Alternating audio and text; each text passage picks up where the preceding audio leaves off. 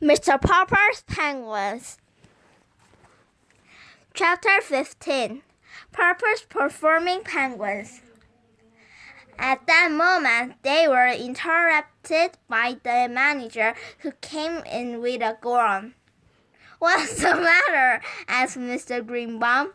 "The marvelous miracles who closed the program haven't turned up, and the audience are demanding their money back." "What are you going to do?" asked Mr. Greenbaum. "Give it to them, I suppose. And here it is Saturday night, the biggest night of the week. I hate to think of losing all that money." "I have an idea," said Mrs. Popper. "Maybe we won't have to lose it, as long as it's the end of the program. Why don't we just have the Penguins rehearsal in there on a real stage? We'd have more room, and I think the audience would enjoy it." "All right," said the manager. "Let's try it."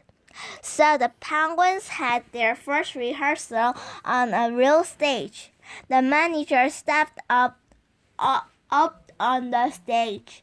"Ladies and gentlemen," he said, raising his hand, "with your kind indulgence, we are going to try out a little novelty number tonight. Owing to unforeseen circumstances, the marvelous miracles are unable to appear.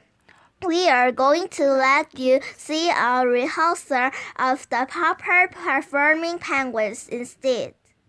"I thank you." In a defined way, the Poppers and the Penguins walked out on the stage, and Mrs. Popper sat down at the piano. "Aren't you going to take off your gloves to play?" asked the manager. "Oh, no," said Mrs. Popper. "I'm so used to playing with them that I'll keep them on, if you don't mind." Then she started Southport's military march. The Penguins began to drill very nicely, wheeling and changing their formations with great precision until Mrs. Popper stopped playing in the middle of the piece. The audience clapped vigorously. "There's more to it," explained Mrs. Popper. Half to the manager and half to the audience, where they form in a hollow square and march in their formation. "It's so late, we'll skip that tonight and jump to the second part." You're sure you don't want to take your gloves off, madam?" asked the manager. Mrs. Popper smilingly shook her head and began to merry window waltz. 10 of the Penguins now formed in a semicircle as Nelson and Columbus in their midst put on a wild scoring contest. The round black heads leaned far back so that they could watch each another with both round white eyes. "Quark," said Nelson, punching Columbus in the stomach with their right fingers, and then trying to push him over with his left finger.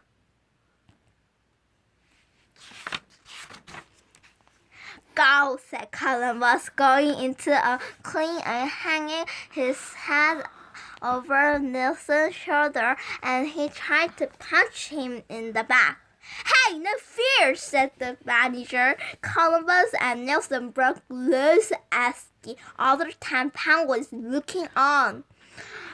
Applauded with their flippers, Columbus now sparred politely with Nelson until Nelson hit him on the eye. Whereupon Columbus retreated with a loud "Arr!" The other penguins began to clap, and the audience enjoyed them. As Mrs. Popper finished the watch, both Nelson and Columbus stopped fighting, put down their flippers, and stood still, facing each other. "Which bird won? Who's ahead?" shouted the audience. "Gawk!" said all the 10 penguins in a semicircle. This must have meant "Look!" for Nelson turned to look at them, and Columbus immediately punched him in the stomach with one flipper and knocked him down with the other. Nelson lay there with his eyes closed. Columbus then counted 10 of over the prostrate Nelson, and again the 10 other penguins applauded. "The part of the act," exclaimed Jenny. "The other penguins all like Columbus to win, and so they all said 'Gawk' at the end. They always make Nelson look away so Columbus can stalk him good." Nelson now rose to his feet, and all the penguins formed in a row and bowed to the manager. "Thank you," said the manager, bowing back. "Now comes part 3, said Mr. Popper. "Oh, Papa," said Mrs. Popper, "you forgot to bring the 2 painting slip letters and the board." "That's all night," said the manager. "I'll get the stage hands to bring some." In no time at all, the pair of the letters and the board were brought in, and Mr. Popper and the children showed them how the letters had to be set up with the bow resting on top. Then Mrs. Popper began playing the pretty descriptive piece by the brook. At this point in the act, the penguins always forgot their display and got deathly excited. They would all begin shoving at once to see which could be the first to climb the ladders. However, the children had always told Mr. Popper that the act was all the funnier for all this pushing and scrambling. And Mr. Popper supposed it was. So now, with a great deal of squawking, the penguins fought and climbed the ladder and ran across the board in complete function.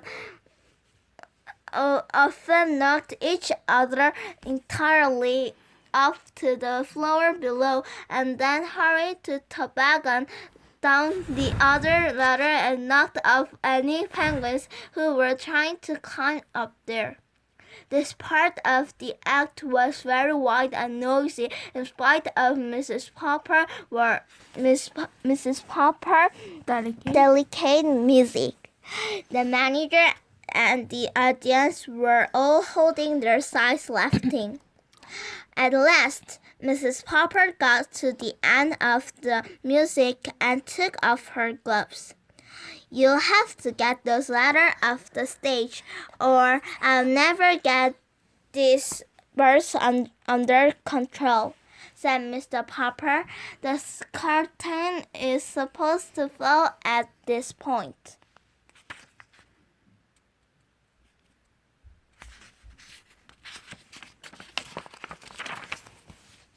So the manager gave the signal for the portrait to go down, and the audience stood up and cheered. When the ladder had been taken away, the manager had 12 ice cream cones brought in for the penguins. Then Jenny and Bill began to cry, so the manager ordered several more, and everyone had one. Mr. Greenbaum was the first to graduate the Poppers. "I don't mind telling you, Mr. Popper, that I think you've got something obviously unicorn in those words. Your act is a sensation, and the way you helped out my friend the manager here shows that you're real toppers, the kind we need in the show business. I like to predict that your penguins will soon be packing the biggest theaters from Oregon to Maine. And now, to come to terms, Mr. Popper, he continues. How about a 10-week contract at $5,000 a week? Is that all right, Mama? Asked Mr. Popper. Yes, that's very satisfying, answered Mrs. Popper. Well then, said Mr. Greenbaum. Just sign these papers and be ready to open next Thursday in Seattle. And thanks again, said the manager. Would you mind putting on your gloves again for just a minute, Mrs. Popper? I'd like you to start playing that military march again and let the penguins parade for a minute. I want to get my usher in here to look at those birds. It would be a lesson of them.